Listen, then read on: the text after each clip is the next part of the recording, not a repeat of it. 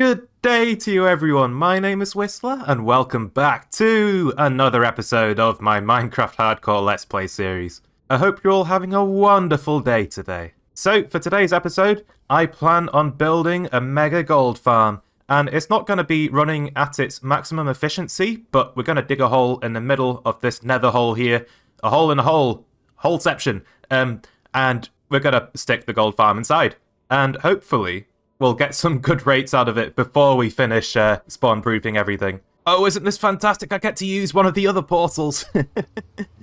This takes us straight to our mining desert at the center of our world.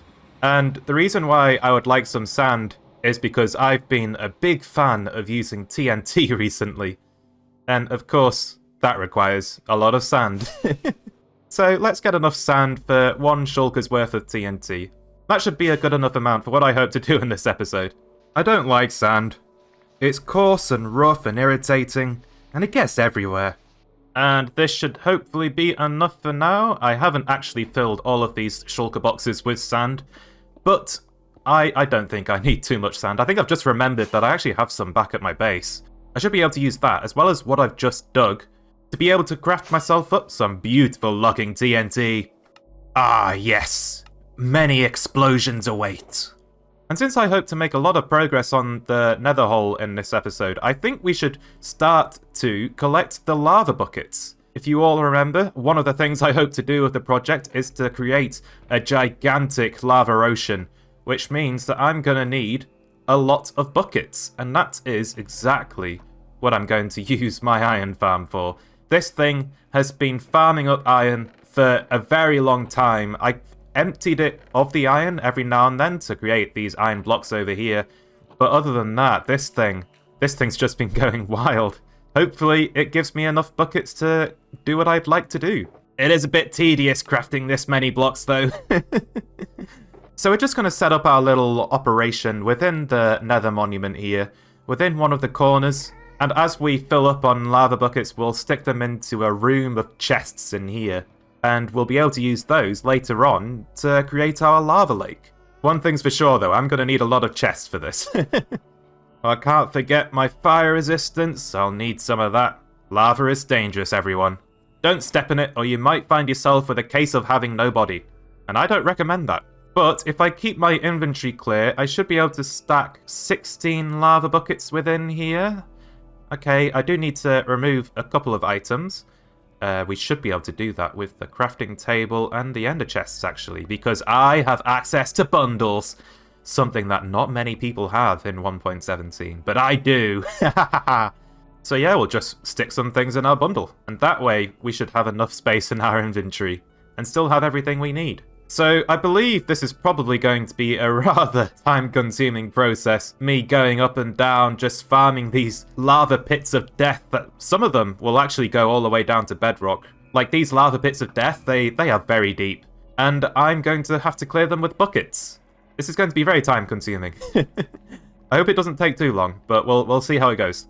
In fact, I think we should do that in the form of a nice chill montage. So on that note, let's begin.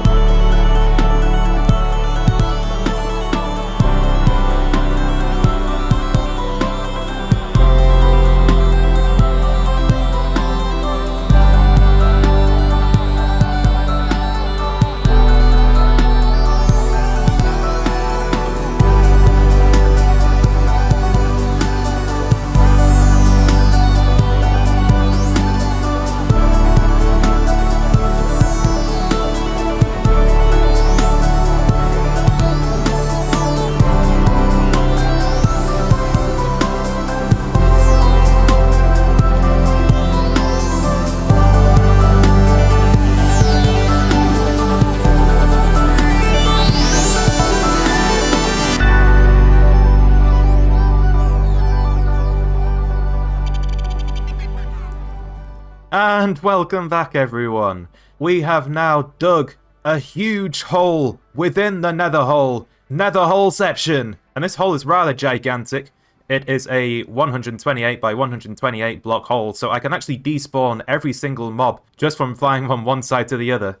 And I've actually updated my skin a little bit, so I've tried to do my best to make it a little bit more plain. I think it was a little bit too complicated recently, but I've decided, since I've made the skin, that I don't actually like it anymore. We're going back to the old one. I think it's the hair that I don't like from the old skin. But it's good to have my details back. They're only just visible within the nether. But it's what I am. It's who I am. We'll stick like this until I find some way of fixing my hair. But as you can see though, this is one humongous nether hole. And it's not done yet. I need to take the full perimeter down to bedrock like I've done with the central nether hole, the hole within the hole. And the reason for that is because they're all spawnable spaces. And I need a 256 diameter circle around my gold farm in order for it to work at its maximum efficiency. But to get started, this hole will do just fine. The fact that I can despawn all mobs just from flying from one side to the other, because it's 128 blocks by 128 blocks, is pretty good. We should be able to artificially raise our rates just from flying around a little bit, which I think is fantastic. I need to introduce you to my lava bucket chest monster, though. It's just over here. There's so many chests. And they're all completely filled up to the top with lava buckets. Just, other than that one, because I hadn't managed to fill up that one. That's the only one, though.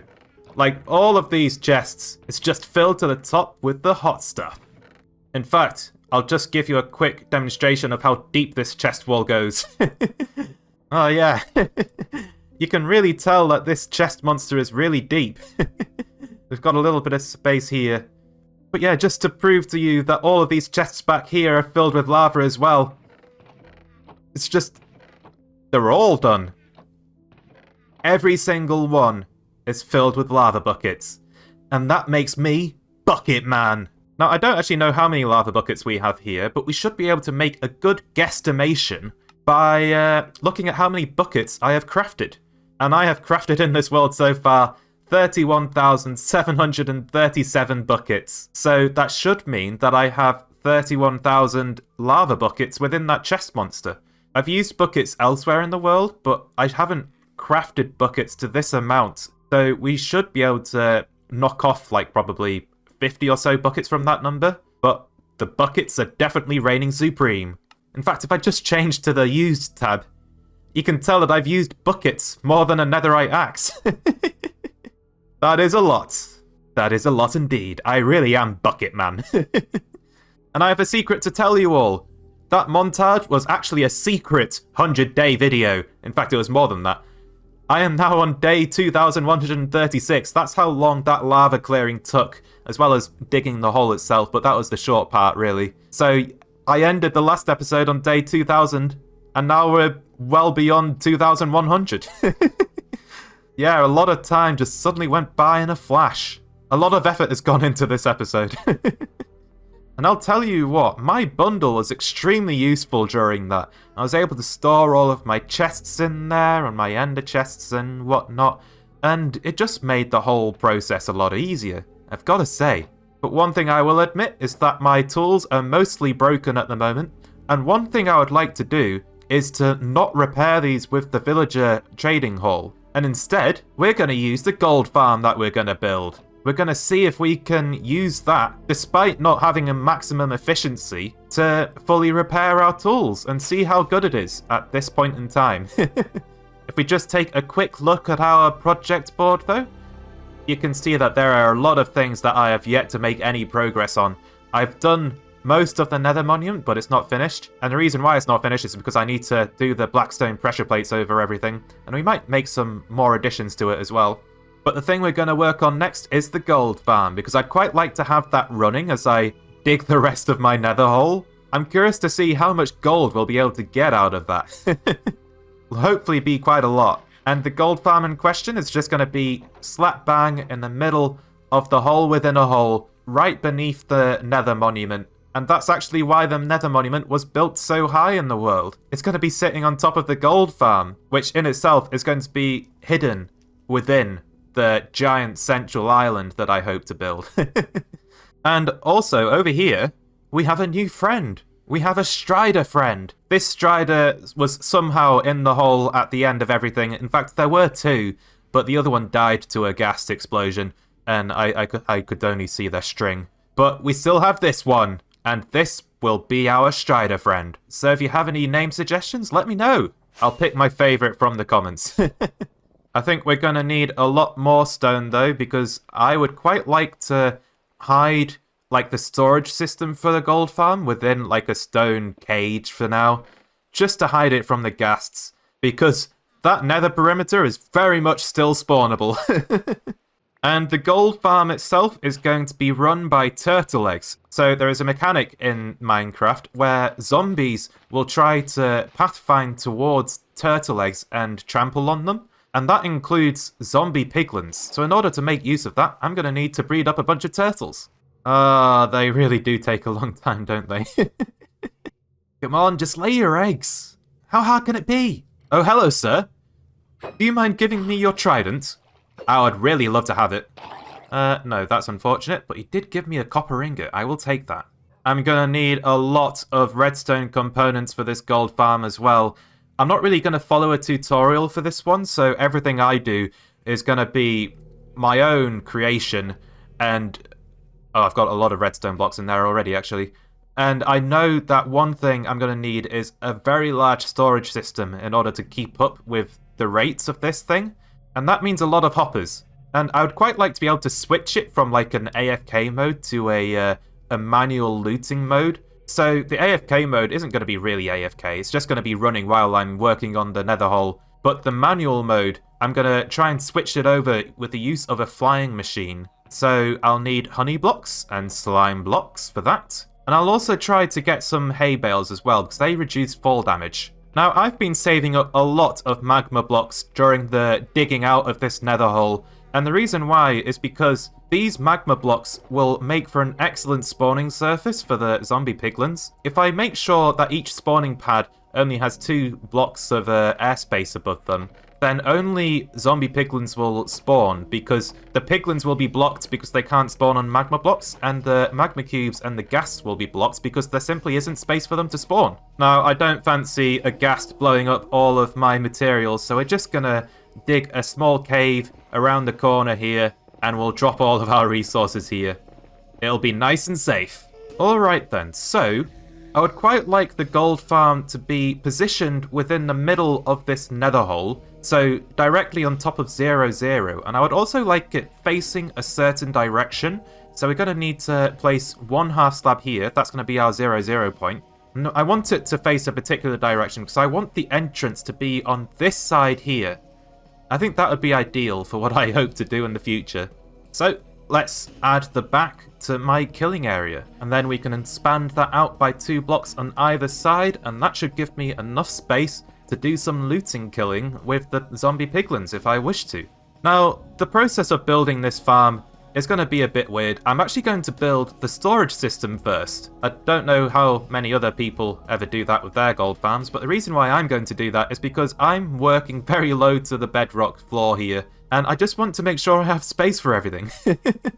So, storage system first. We're just going to use the basic Impulse SV auto sorter for this, and we're going to use that to auto sort ourselves lots of golden nuggets, and hopefully take the rotten flesh and the gold ingots and the golden swords somewhere else. Before I get too much further with that though, I do need to create a bit of a gas-proof wall. I don't want them breaking my chests. Now, I think for our sorting system, we'll go 5 chests high. I think that'll be a good number. Oh, this is getting rather expensive with the logs, though. I'm losing out on a lot of my wood supplies here. Now, I can't make use of water streams in the nether to carry my items, so we're going to make use of hoppers instead. So we're going to have a long hopper chain.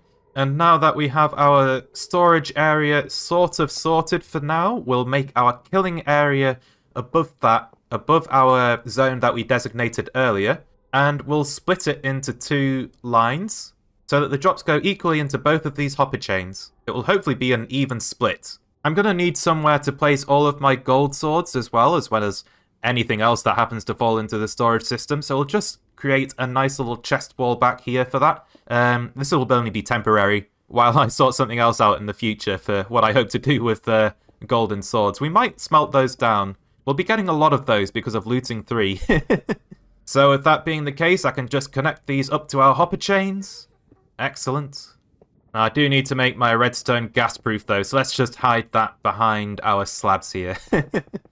And the item sorter itself requires some named items within the sorting hoppers, just to make sure that they block everything else from entering the hoppers other than what we want to go in, like the golden nuggets. So we're just going to call these slabby blockage. Let's just stick those in here, like so.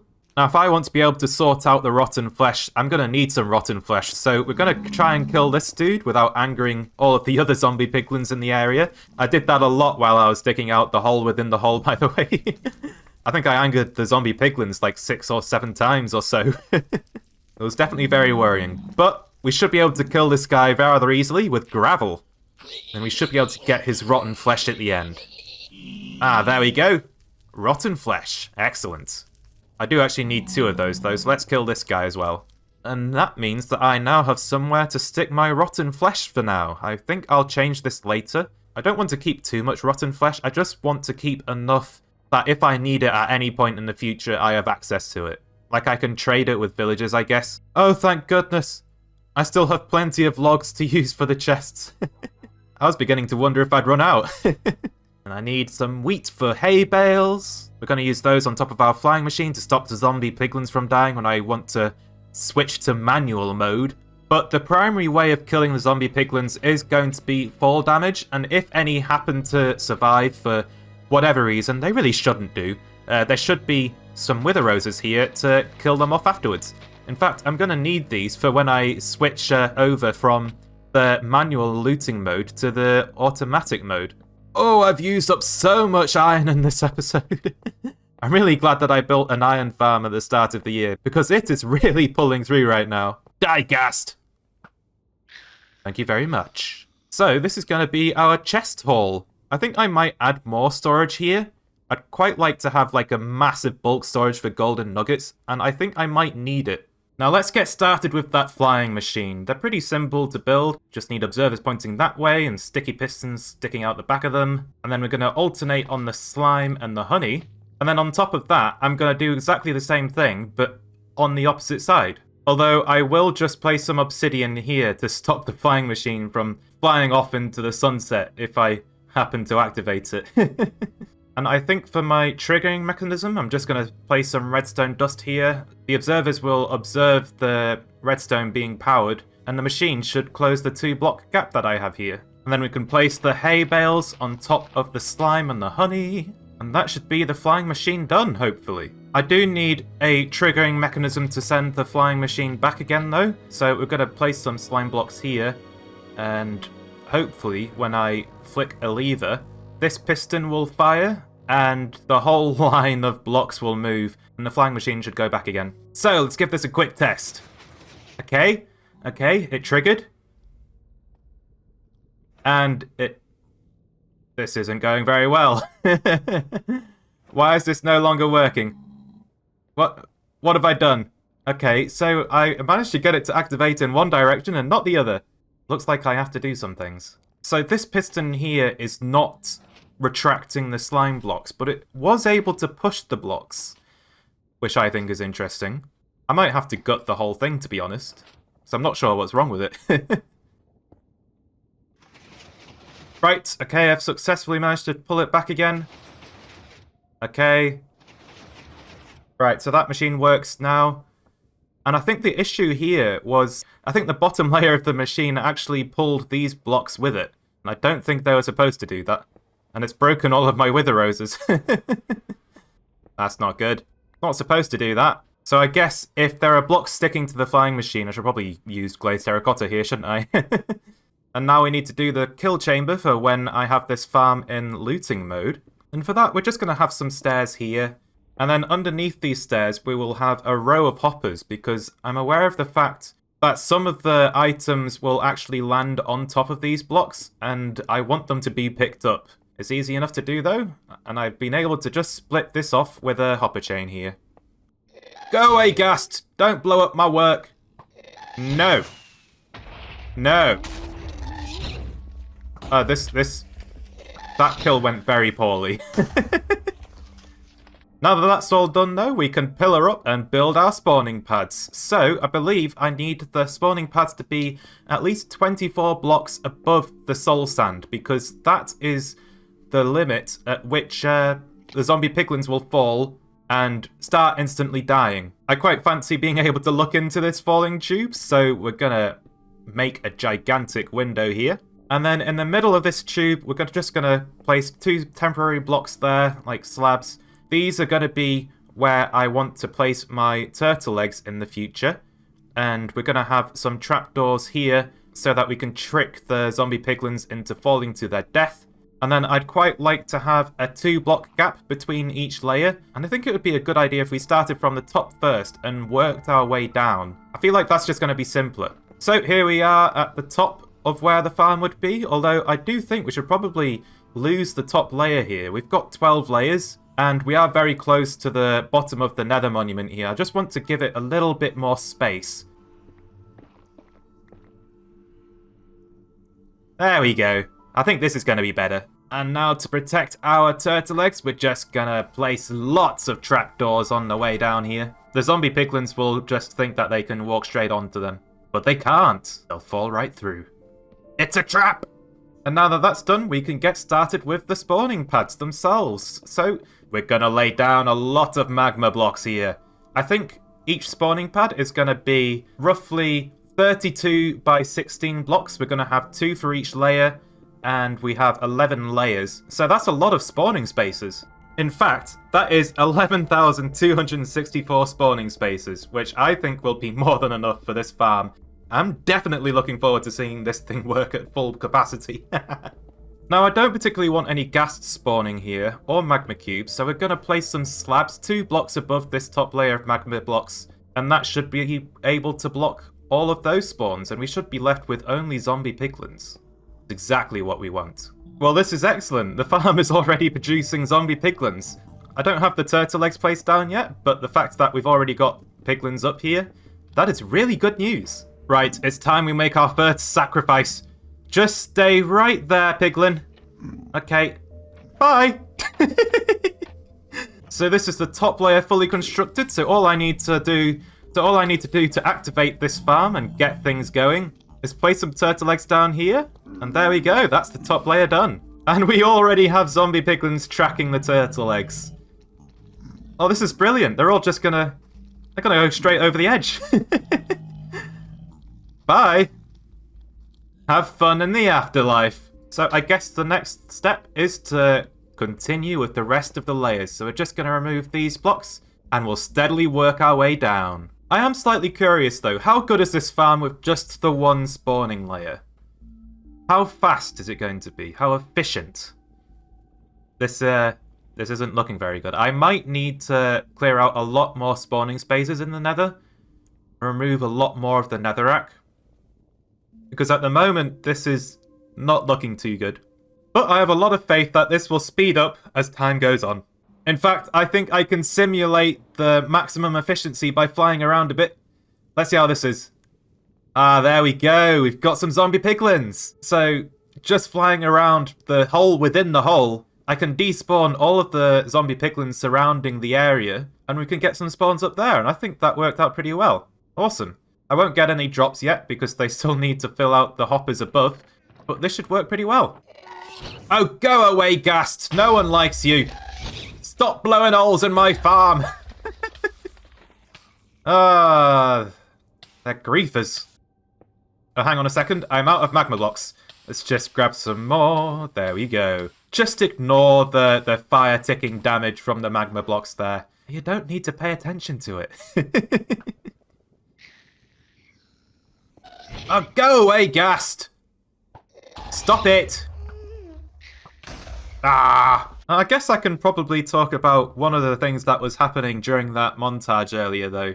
So you might have noticed that I had a bit of a close call with the TNT lighting itself while I was trying to clear the netherrack. And yeah, that happened quite a few times. The one I showed was the first time, and that was definitely a surprise. But luckily, the way that I'd worked things out there is that I had these lines of TNT. I think there was a 7-block gap between each line of TNT. And that resulted in them being pretty safe to use down there, despite them having a tendency to light by themselves. It was definitely scary the first time that happened, though.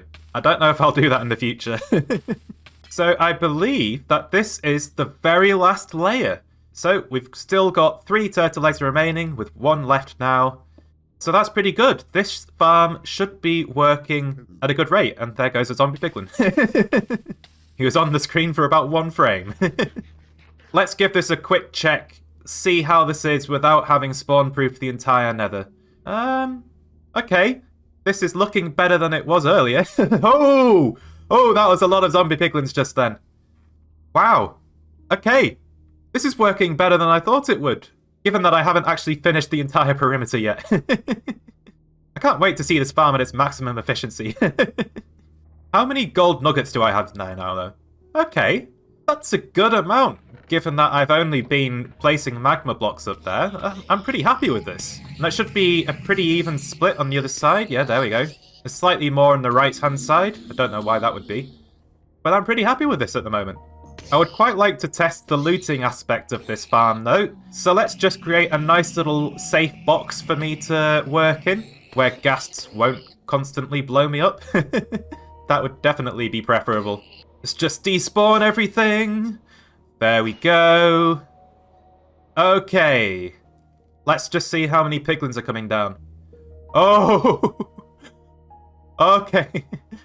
I think I only got a glimpse just there, but that was a lot of zombie piglins. Okay. That's awesome. Oh, there's a lot down here. That's a lot of zombie piglins. How many are there?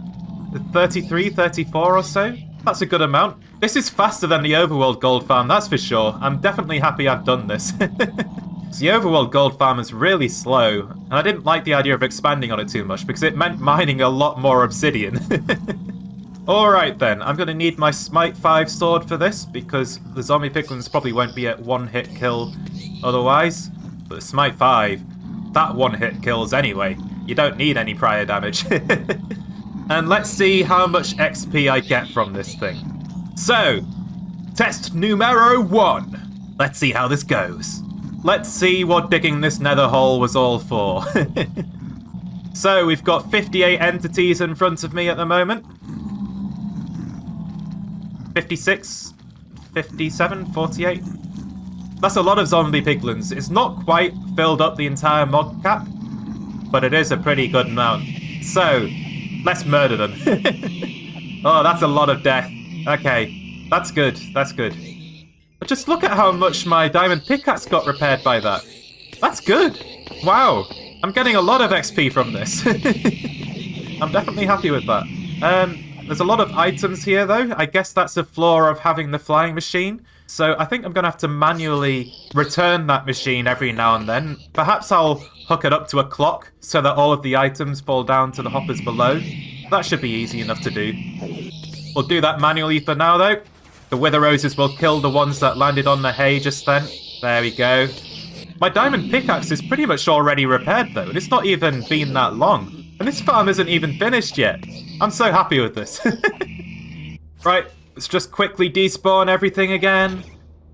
There we go. Okay. There's already so many zombie piglins here.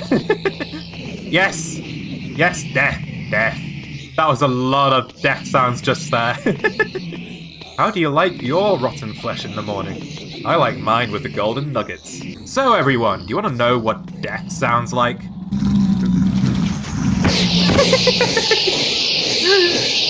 Oh my goodness. Oh, just listen to that. Oh, that was loud. They really didn't like those wither roses. I've got to say though, it's actually quite satisfying just watching them all fall down the tube. Just one after the other, and they're so fast with it as well. It's just, they just never stop. Hang on. Do I have a ghast hole up there? I think I do. Looks like I have some repairs to do. I didn't notice that one. I do need to do something about all of the golden swords that I'm getting, though. And while this is only a temporary solution, this is something that will work for now. We'll try and finish this farm off for the next episode, I think. There's a lot of functionality that I would like to give this place. Like, I'll need to dispose of excess rotten flesh, and to have, like, an auto smelter for the swords, and to loop those resultant golden nuggets back into the system again. Once it's done, it should work pretty well. How many nuggets have we got now? Oh my goodness! I really haven't been here for that long. I've just done some killing. I repaired all of my tools, but that was it with this farm. And I already have that many nuggets. Wow. So I guess now you can see why I wanted to place the Nether Monument so high in the world. And it's because I wanted to fit this gigantic gold farm beneath it, which we will then cover up with the main central island that I hope to build here. I do think it's worth mentioning once again, though, that this farm is nowhere near its maximum efficiency. I do not have a full perimeter here yet. I only have the central square just here, which is 128 blocks by 128 blocks. While this entire perimeter circle that I've dug out here, I'm fairly certain it's a circle that has a 256 block radius, and once we've mined out all of the rest of the netherrack here and removed all of those other spawning spaces, this gold farm, it's gonna step up a notch. It's gonna be constantly gearing up as I make progress on clearing out netherrack, and I can't wait to see how it goes at the end, because I haven't actually tested how well this thing works in like a creative test world or anything like that. No, we will be finding out together how good it is within this hardcore world. Maybe it'll be in the next episode, maybe it'll be in the one after, because clearing netherrack, it takes a very long time, I'll be honest. It's something that has to be done, though. I'm afraid I'm going to have to make that the end of the episode, though. So, I hope you enjoyed. If you did, be sure to leave a like down below. And if you want to see more content from me in the future, then be sure to subscribe. And I guess I'll see you in the next one. But on that note, it's time to end. Bye! Thanks for watching, everyone.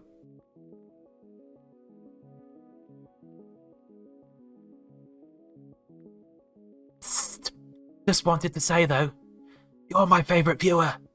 Don't tell anyone else.